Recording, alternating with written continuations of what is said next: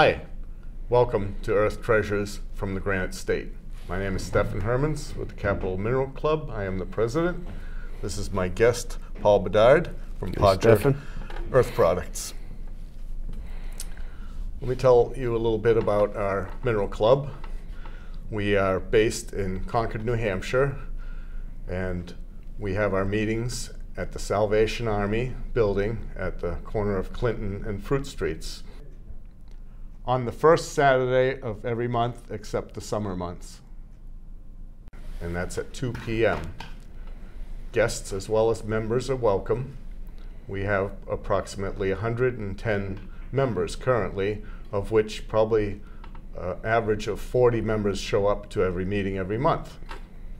Our monthly meetings consist mainly of a speaker that we get every month, and they speak on different subjects concerning geology, mineralogy, caving, a lot of different items, so it's very diverse every month.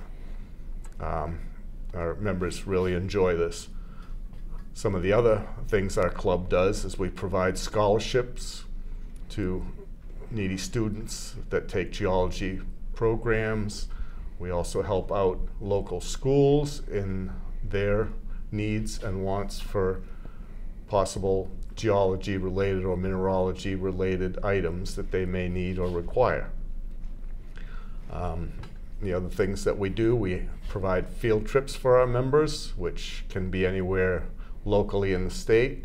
Sometimes we go out of state to various other places, such as mines or museums that are related to the subject of geology and mineralogy. We also have a show in the end of August. It's always the last weekend in August. This year it'll be our 54th annual show, and this is held at the Everett Arena in Concord, New Hampshire. There are many mineral dealers and dealers that deal with jewelry, fossils, magazines, books, tools, pretty much anything that's related to geology, mineralogy, and jewelry and gemstones. We have mineral cutters that actually cut gemstones, and they have presentations that they do for the people. So all in all, it's a great show. Well, Paul, tell me a little bit about yourself and what you do, and how did you get the name Pawjer? Well, I'm a Goffstown boy, born and bred and raised in the town of Goffstown, and my name Paul Bedard Jr., and I've always had that title since I was a kid. And so when I started my business, my father's company was Paul E. Bedard Construction, and kind of that was taken. So I was always little Paul growing up, and that was always a sore spot. But Pawjer seemed to come into play, and it's a handle that I started when I was 22, and it's been that way ever since. So it's kind of a unique name, and certainly a one of a kind, and I go with it. You know. All right. Why don't you tell me a little bit about what you do? And well, I started out in construction, digging, and landscaping, site work, and always dealing with the earth and its products and scaping of the land. And over the years and through the careers, I always came up with rocks and always saw it as a possible inventory for doing things. So I'd use them for landscaping, I'd use them for retaining walls, and always look for flat ones for steps and try to incorporate them into retaining walls and features. Back when I was a teenager, I was in the woodworking business. I used to make grade stakes, and I met a man who owned a granite quarry who made granite bounds. And through that relationship we formed over the years, and he nurtured and the passion for granite in me. And through the years, I've always wanted a wire saw. And the way things are these days, you got to have something to bring to the table to be competitive in business. And I always thought that opening up a rock and looking at what's inside it was always interesting. So I put that idea into motion after some time, maybe a decade of thinking about it before I actually pulled the trigger. And then it was every night, every weekend, between jobs for 6 months, nonstop, just designing and building a machine to do just that. Take rocks and saw them into products. Great. Now, what other types of things do you do? Well, other than just sawing rocks? Yeah, it opened up a can of worms. After you start sawing rocks, then you want to start doing other things with the rocks, not just lay them flat on the ground.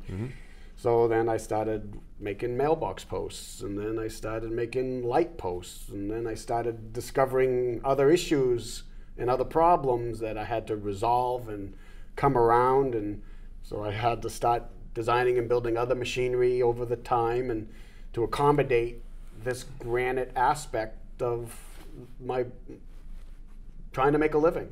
And as I do it and get to meet more and more people who have that passion for stone, other opportunities open up, other sources of material, which was key, because not only do I use boulders, glacial erratics, but I use repurposed products, old foundation blocks, granite bounce, granite stones, everything. I mean, you dig a hole, you pull up a rock, can make a patio. You dig a hole, dig up a rock, make a lamppost. Now I dig a hole, dig up a rock, and I make spheres. Spheres, that sounds very interesting. Sounds like a complicated process. I had no idea. One morning I woke up and I said I wanted to make spheres, and I didn't realize what that was going to put me into. And I had no mentor on this one. I had very little guidance. There was the industry in the lapidary world usually deal with smaller stones, and the mineralogists and the gemology, 4 or 6 inches in diameter, and you can buy a machine to make those. Well, I was interested in making spheres that were. So we're talking large spheres here. How large are we talking? 2 foot. 2 foot So diameter? Diameter, 600-700 pounds. That opens up issues that I had to resolve and figure out how to do it. But that's what makes it interesting. Well, I guess you have a short segment that we'd like to show the folks out there. Yep. That kind of shows what you do with this stuff. Yeah, Why don't we let's have take a look at it. Yep. And then we'll have a little discussion about it. 2016 Concord Minerals Show. Here we are at 376 Elm Street in Goffstown, Pawjer Landscape Construction Company. This is our wire shop facility, excavation equipment and landscape products. And we also start doing wire saw work, where we're sawing glacial erratics. There it is. That's a boulder that we're sawing into flagging and patio stone. That's a big rock we're cutting down. Here we go on a video. That's the wire with water wearing the stone out as the diamonds wear. Diamonds last a little longer than the stone. We're able to make many cuts. Water's a coolant and takes the aggregate away as it travels through the stone. The stone sits on a carriage, propped up so we can make several cuts. This particular stone was sawed for patio flagging. There we have them, 2.5 inches thick on that particular stone. And here we are with benches. Table sat in the center. Here we are setting the sling to pick the table up, take it to a job. Here we are at the Palermo mine, looking to get aggregate products for the wire saw shop. Here we are, that's quartz. We use quartz primarily for tables and spheres. There's a sphere in construction, a cube right now. There it is, in the process, turning it into a octagon. Eventually into a rhombocubic octahedron. And it took me a day and a half to learn how to say that. And there's several days of work to produce those. Here is a layout ready for hand cutting. A lot of work. Take that stone into a rough round ball. Saw work, hammer and chisel, templates, till we're finally deemed it rough round, ready to go on the machine. That's the sphere machine. Those are grinding cups, diamond-centered cups that grind the stone away. Different cups for different dimensions of stones. That's a cast iron cup ready for grinding. We use and that's a polishing pad for polishing. That's a piece of quartzite, hand cut, of course. Grinding away, just got on the machine. That's a rough round ball. Not spherical yet, that's for sure. Got a long way to go to get that one into a sphere. Hard to make them round by hand. No matter how many times you look at it, you only see 1/2 of it at a time. All those cuts, overcuts. Here we go, after it's been on for a while. Still 3 Closer. hours grinding Not away. spherical yet, getting closer. You still see the imperfections, the overcuts. Still sitting there, grinding away. Each gouge It's mark time. has to be ground away before it's Wears a spherical. lot of diamonds out to get to that. Well, you can see the diamond sinters right there, and that's a piece of quartz. Different stone. That one's spherical. Quartz are beautiful. They are in motion. Here's the machine. That's grinding a machine ground, rough round ball. Much easier, much closer to spherical. Grinding away. Rhythmic. Three different grinding cups. No one dominates rotation. That thing just has a mind of its own as it travels on the cups. Grinding. Look, that's spherical. How smooth the water flows off it. So see that red spot? Got to keep grinding to get rid of that imperfection to make it perfect. Grind away.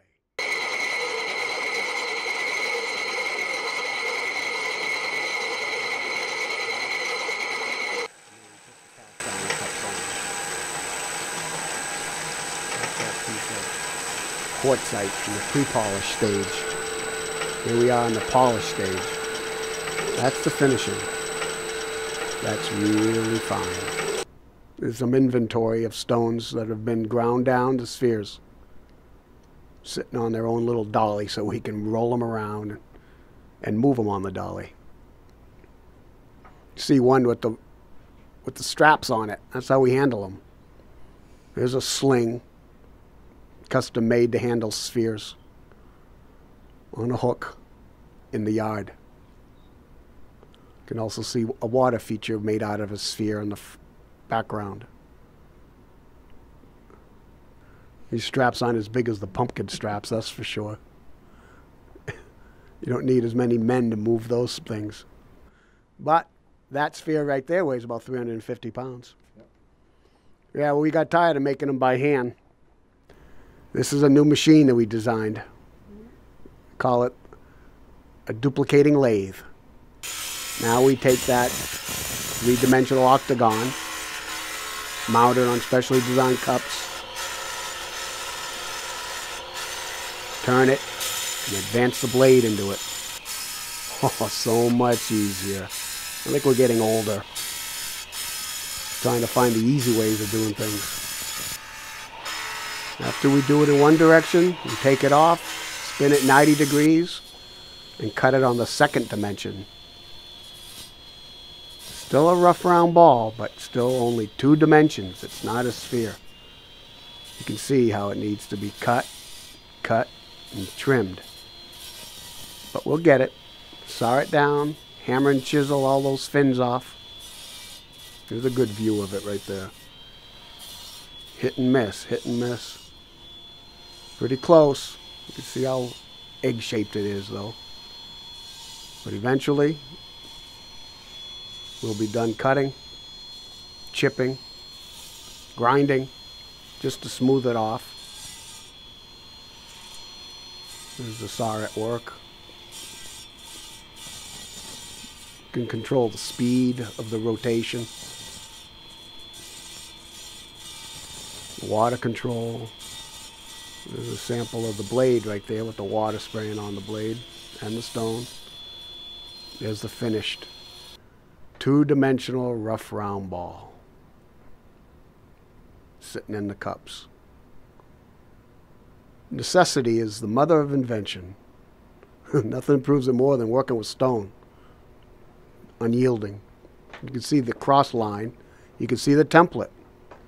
That's the template we abide by so that we don't have those overcuts. Much easier, much less time on the big cups.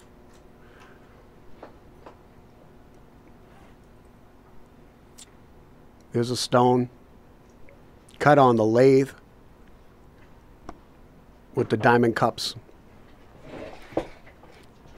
Gives you an example of how much we need to cut and grind, even with the lathe.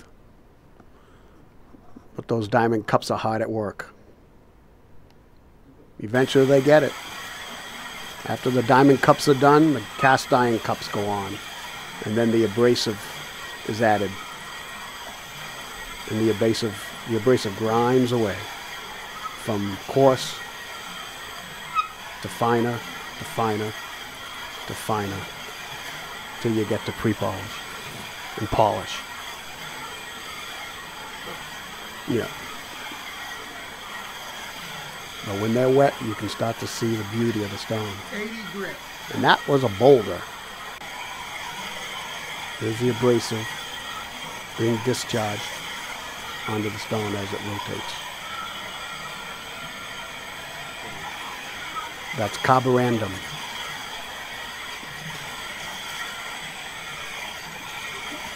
Diamond on the mower scale is a 10. Carborundum on the mower scale is a 9.5. Granite is like a 5.6 on the mower scale. Quartz is like a 6.7. Hardness being a 10, the hardest. There it is, finished.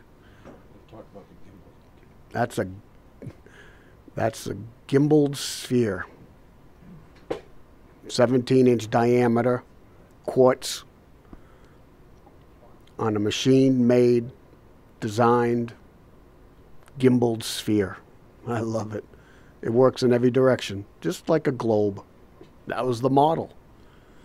I found a globe at a, there it is. And there's some other things we're doing with the bandsaw. The wire saw is handy. Does other things. State of New Hampshire profiles, the white is quartz, of course. Sitting on a stone table. That's pretty much it here at Pawjer Construction and Earth Products, Goffstown, New Hampshire.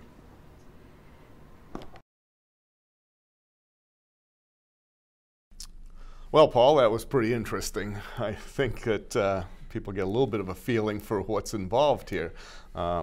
Looks to me like it's a lot of heavy material handling from what I could see. And how do you move things around here in all this? A lifelong belief in the mechanical advantage.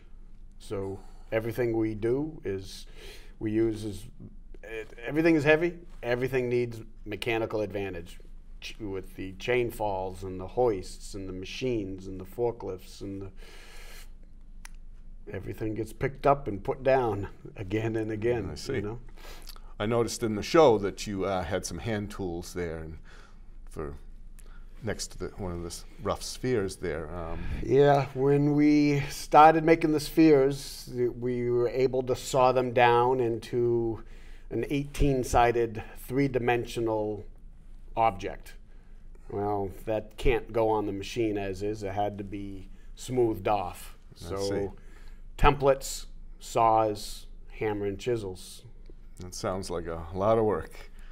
It was a lot of work, and we made 9 of them that way, from 17 inches to 24 inches, and it had to be a better way. It was just too difficult, too time consuming. So I noticed later on in the segment we just watched, you seem to have automated this system. Yes. Tell me a little bit about how you transitioned from the hand tools to this. Number 9 was the sphere that made me convinced that doing it by hand was wrong. When I shaped down the number 9 sphere to a rough round object and put it on the machine to turn it spherical, it took 5 hours to get it spherical. Then it took another 5 hours to get down to my overcuts, and that was the decisive factor. That it was unacceptable to, wear all those diamonds down for twice the amount of time that was necessary. Had to be an easier way to rough them. So that's when the lathe came in. Another necessity, formed to find an easier, more efficient way to rough them down. So the lathe came into effect. Now I don't have overcut problems. So the rough round balls can go on the sphere machine more efficiently. And it's a heck of a lot easier to sit there and do this. Now, is this machinery you can just buy off the street, or how did you come across machinery like this? It's always by necessity and design build.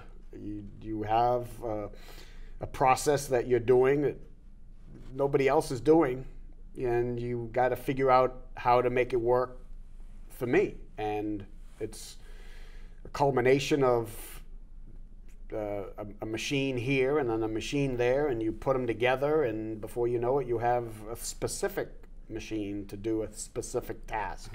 So I understand then that you build your own machines to do this.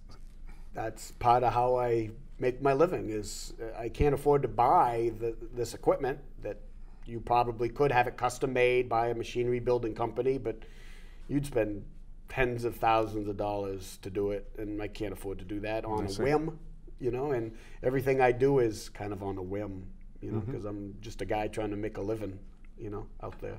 So I'm willing to put sweat equity into this process, and that's where the passion comes from. I have everything into it. I have sleepless nights and design build, and that's all part of the process, is making the equipment to do this work. It makes it, and when I talk to people about it, I try to explain to them that that's what I'm bringing to the table for them, is that passion. So when I'm on a job for them, that passion follows me, regardless of what I'm doing for work. Making spheres was something that I looked at as the pinnacle of granite work for me, and I wanted it as a challenge. And I'm happy to say that so far we've done a dozen of them, and so only 2 has been made on the lathe, the duplicating lathe. And so I'm happy with that, and many more to come. Now that I've been introduced to the Palermo mine and have access to quartz, which now you're making a stone sphere that people are interested in. There's something to see. It's not just a piece of granite. It's not just a rock on the ground that's turned into a sphere. Right. Quartz is totally different, as you can agree. Yeah, you did talk a little bit about that earlier on, about where you get your materials and that you repurpose a lot of things. And now you're actually getting rough stone from a mine and a quarry type situation. Like-minded people find each other, Yes. and mineralists and rock collectors are all a bunch of rock hounds, and they all find each other. And the club is a good means for that, because there's a lot of people who will be walking down the road and see a shiny rock on the ground and pick it up and that's the beginning. That's the beginning of it. That's Just how like- I started It's just how it is. as a kid. Yeah, and with the spheres, to me, it's the thing that challenges me with it is no matter how many times you look at it, you can only see half of it at a time, and Sure. it's kind of a funny thing. So I try to make them more appealing, and that's when I put the one that I've made so far in the gimbaled frame. So now it's kind of like a kinetic sculpture. So it's still a 300-pound sphere, but Right. mobile. So talk about some of the other products that we see up on the backdrop behind us. I notice you have your sphere up there, and Yep. you have some, looks like outlines of New Hampshire. Yeah. So over the travel, over time, with doing all this stone and granite work, always looking for the next product, the next thing to make it interesting and to keep it interesting. And I found a diamond wire bandsaw that needed reconstruction in order to get it viable. And that's what I did, and rebuilt it. And now I have the capability of duplicating or, bandsaw work, basically, except it's cut with a wire, same wire that's used on the big wire saw. And so now I take the profiles of the state of New Hampshire, because this is the granite state. People should be able to, find a piece of the state that looks like the state. And That's it's a all great done by idea. hand. It's not CNC duplicated machinery that you can buy at the store. This is something that a craftsman can make and can appreciate the imperfections of what we do. So over the years with the stonework, I've been trying to get people to understand that I try to perfect the imperfection, and it's okay for it not to be quite perfect because it's done by hand. I see. You can't make it perfect, Right. but a machine can. Right. And I think that takes a little bit away from it, in my opinion. But that's just me. Well, Paul, that's all really interesting, and it's exciting. It's really gives people something to look forward to from the state, and from what I understand, that this is crafted by you, so there's a lot of work that goes into it. People got to realize the amount of time that must go into this and the value add from that. I want to thank you for coming today, talking to us, Thanks for having me. and we'd like to close off the show and thank Paul very much for coming today. And we'd like to just reiterate that we have our show in the end of August this year, and Paul will be displaying his products there if you want to come see them, and we hope you can all attend. Thank you.